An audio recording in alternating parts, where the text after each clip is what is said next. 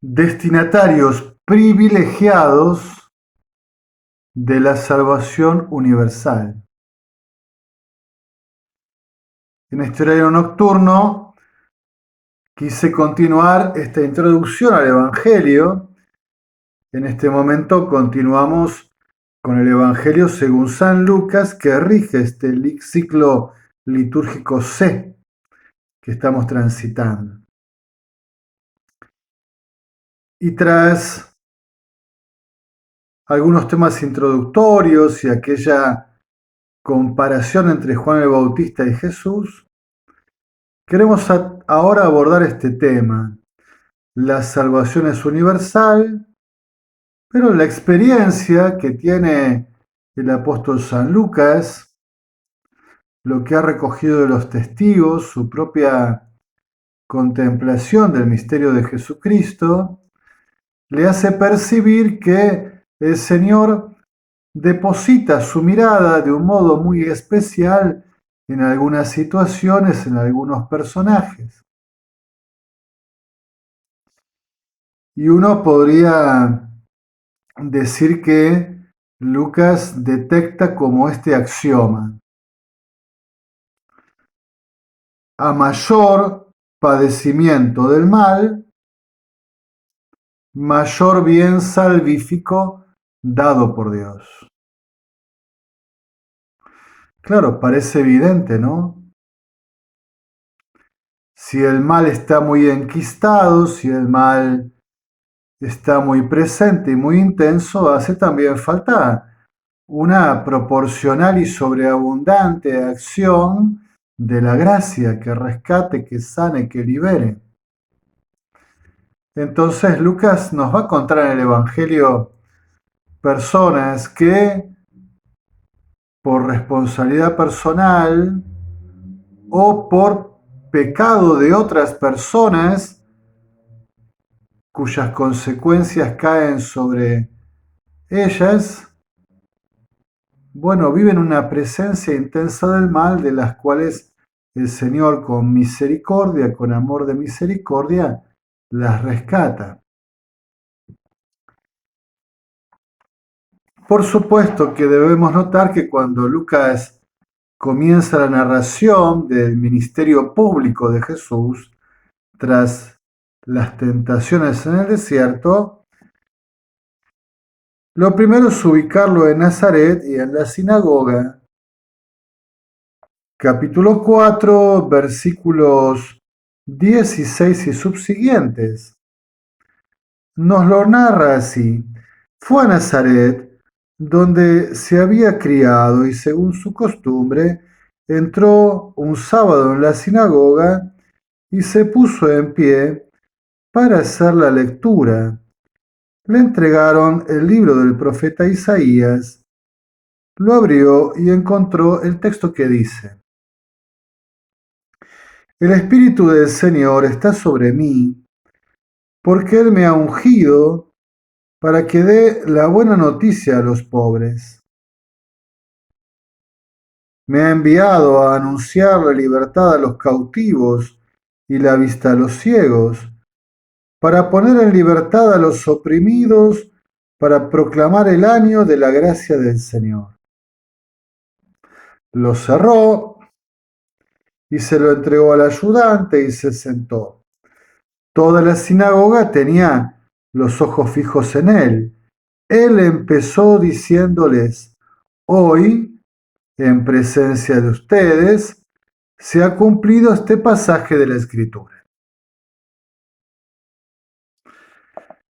Pues entonces, para comenzar su ministerio público, Jesús parte de esta fuente, de esta profecía de Isaías, el año de gracia, que claro, ahora debe ser interpretado como el tiempo del Mesías enviado, que nos trae el reino, que nos anuncia la salvación y que hace presente la salvación, el camino de salvación para nosotros. Y esto se trata como anunciar la buena noticia a los pobres, liberar a los cautivos, dar la vista a los ciegos, poner en libertad a los oprimidos, a los sufrientes, a los que experimentan la acción del mal. Sobre ellos la bondad misericordiosa de Dios que salva, que rescata, que sana, que libera. En la obra de Lucas, entonces, los más necesitados parecen ser los más privilegiados. En este sentido, que antes anunciamos, a mayor presencia del mal, mayor donación de la gracia de Dios.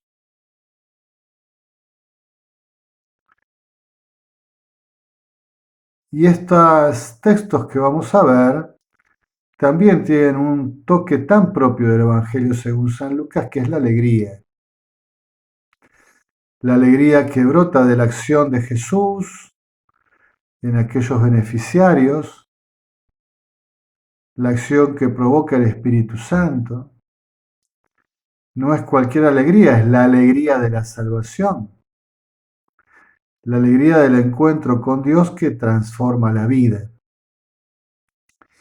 Y entonces uno podría leer en Lucas 7, del 18 al 23, el siguiente pasaje.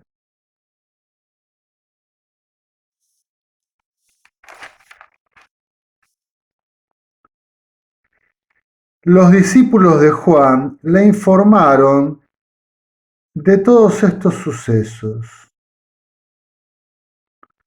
Juan llamó a dos de ellos y los envió al Señor a preguntarle, ¿eres tú el que ha de venir o tenemos que esperar a otro?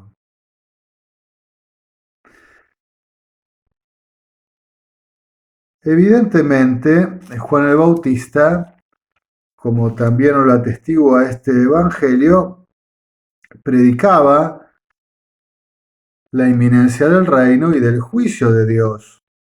Y también Juan el Bautista esperaba, digamos, el inminente castigo de los impíos y la recompensa de los justos, justamente en el día del Señor, que se avecinaba, y que para él coincidía con el encuentro con el Mesías en la historia.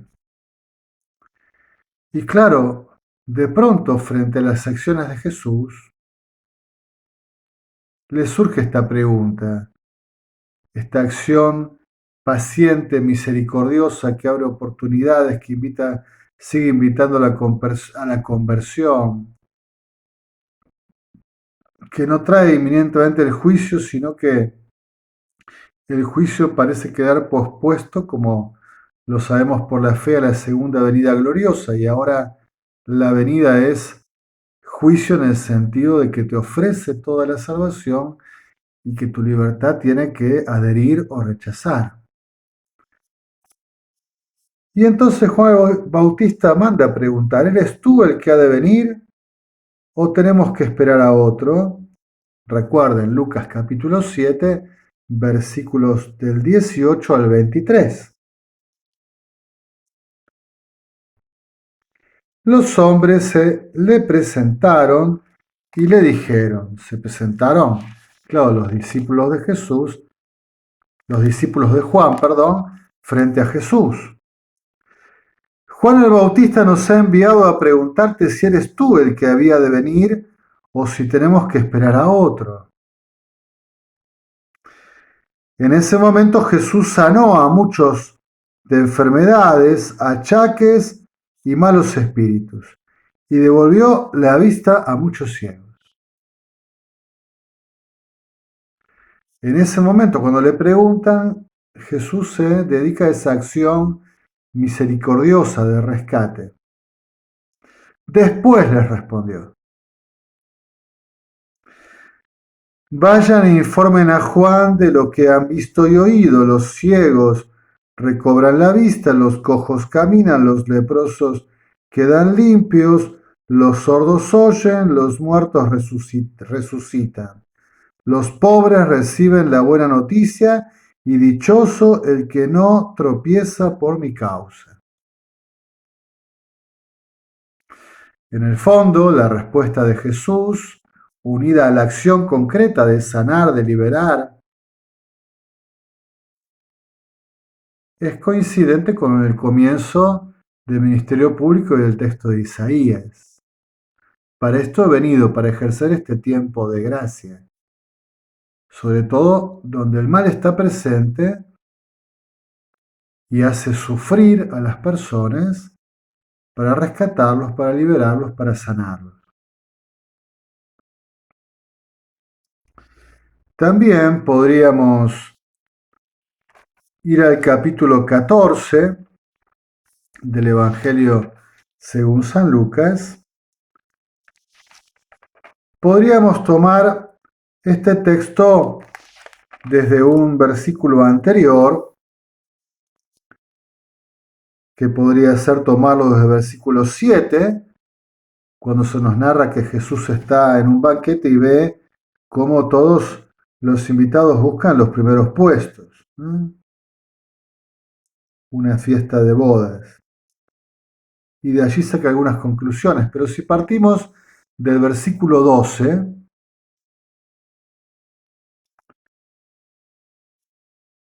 al que lo había invitado a esa fiesta de bodas, a ese banquete, le dijo: cuando ofrezcas una comida o una cena, no invites a los amigos o hermanos o parientes o a los vecinos ricos, porque ellos a su vez te invitarán y quedarás pagado. Cuando des un banquete, invita a pobres, mancos, cojos y ciegos. Dichoso tú, porque ellos no pueden pagarte, pero te pagarán cuando resuciten los justos. Claro, es evidente que uno invita a la fiesta a los amigos conocidos, a los que quiera, a los habituales.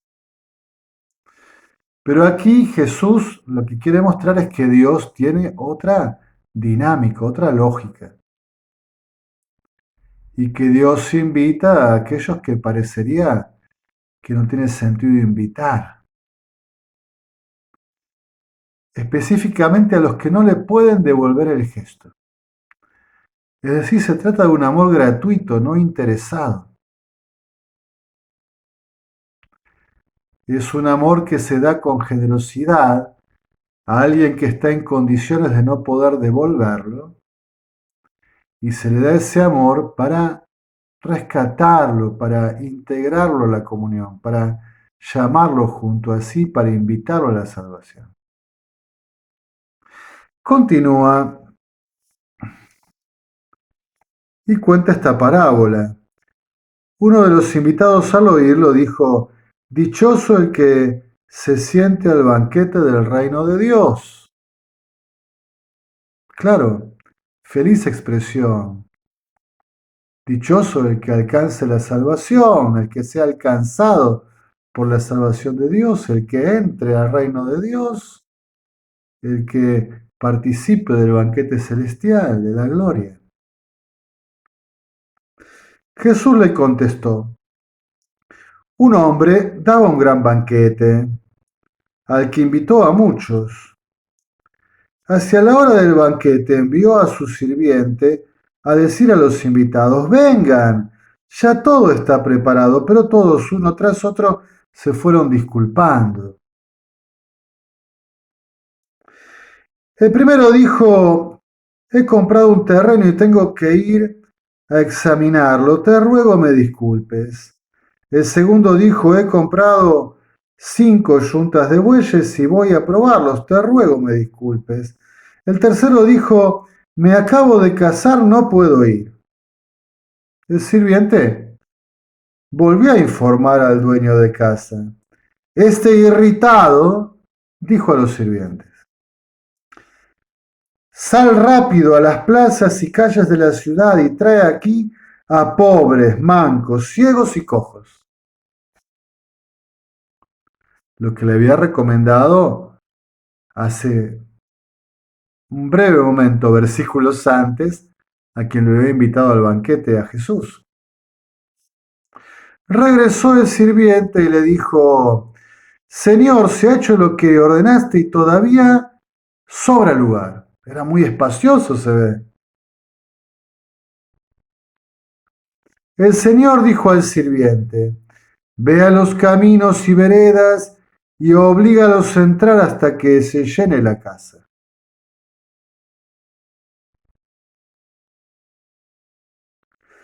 Porque les digo que ninguno de aquellos invitados probará mi banquete.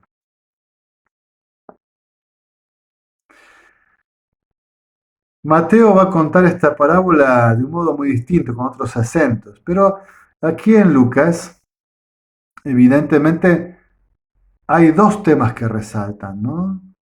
Primero, que el banquete está preparado y que Dios quiere que puedan gozar del banquete de la salvación. Y entonces llama a cuantos pueda, inclusive se usa la fórmula, oblígalos a entrar hasta que se llene la casa, que no es ir en contra de la libertad, claramente, ¿no? Pero es decir, bueno, que se llene la casa, mi intención es que se llene. Pero en segundo lugar, el mensaje es a aquellos primeros que fueron invitados, también gratuitamente, que estaban más cerca, que eran más habituales, que uno esperaba que respondieran, y sin embargo fueron agradecidos a los de la primera lista, por así decirlo, esos no van a tener lugar. Llenemos la casa para que si llegan después no puedan entrar porque ya esté todo lleno. Y entonces tiene este doble matiz, ¿no? Llenar la casa y llenarla con los que son inesperados, con los que padecen el mal, con los que sufren, con los que son desechados, con los que nadie invitaría, con los marginados, con los sufrientes, en esta imagen, ¿no? De los cojos, los mudos, los ciegos, los mancos, etcétera, ¿no?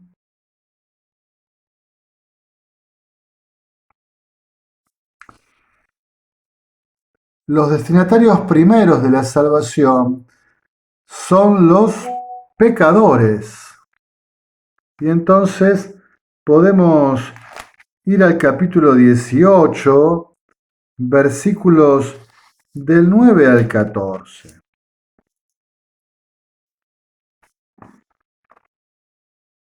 18 del 9 al 14.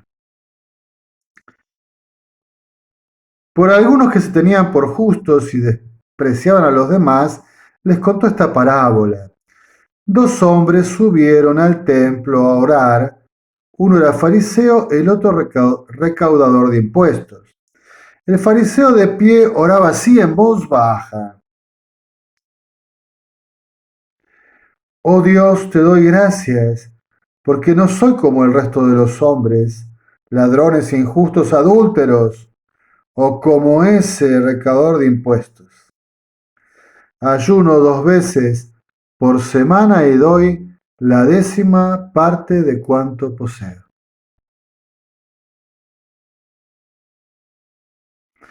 Un hombre que aparentemente vivía, según él creía, justamente,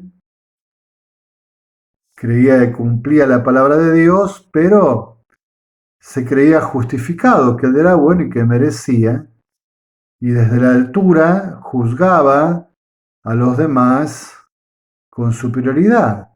Te doy gracias que no soy como aquellos pecadores, ni como ese otro recaudador de impuestos que ni sé por qué está acá adentro rezando. El recaudador de impuestos, de pie y a distancia, ni siquiera alzaba los ojos al cielo, sino que se golpeaba el pecho diciendo, oh Dios, ten piedad de este pecador.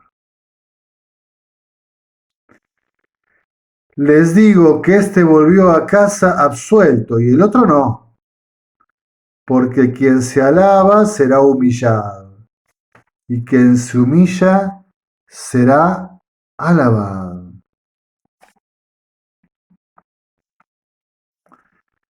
Así que vemos en este primer momento de este apartado acerca de cómo Dios ama de un modo privilegiado, se acerca de un modo especial a los sufrientes y donde hay una mayor concentración del mal, ejerce una profunda acción salvífica, intensa, desbordante, excedente.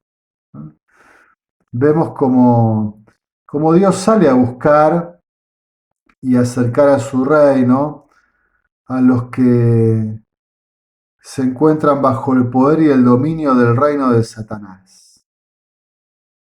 A ellos sobre todo parece dirigirse la acción misericordiosa de Jesús, de rescatar a aquellos que están bajo la acción del mal, bajo el dominio de Satanás, para devolverlos al amor, a la gracia, a la luz de la salvación, a la alegría, a la alianza.